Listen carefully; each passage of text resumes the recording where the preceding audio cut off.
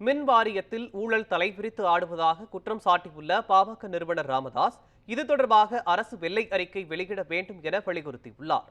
இதுகுறித்து விழுப்புரம் மாவட்டம் தைலாபுரத்தில் அவர் அளித்த பேட்டியை சூப்பர்பைட்ஸ் பகுதியில் பார்க்கலாம்.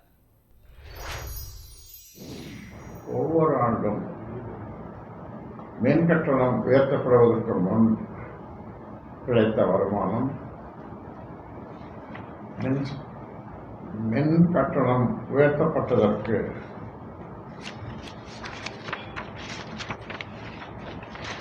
பிறகு கிடைத்த வருமானம் கட்டண உயர்வுக்கு பிறகும் மின் வாரியம் நஷ்டத்தில் இயங்குவதற்கான காரணம் ஆகியவை குறித்து அரசு வெள்ளை அறிக்கை வெளியிட வேண்டும் என பாமக வலியுறுத்துகிறது.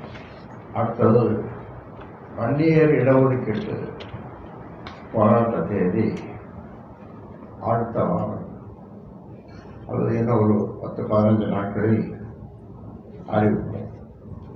தமிழ்நாட்டில் வன்னியர்களுக்கு 10.5 இடஒதுக்கீடு வழங்கும் விவகாரத்தில் தமிழக அரசு வன்னியர்களுக்கு மிகப்பெரிய நம்பிக்கை துரோகத்தை தமிழக அரசு இழைத்திருக்கிறது.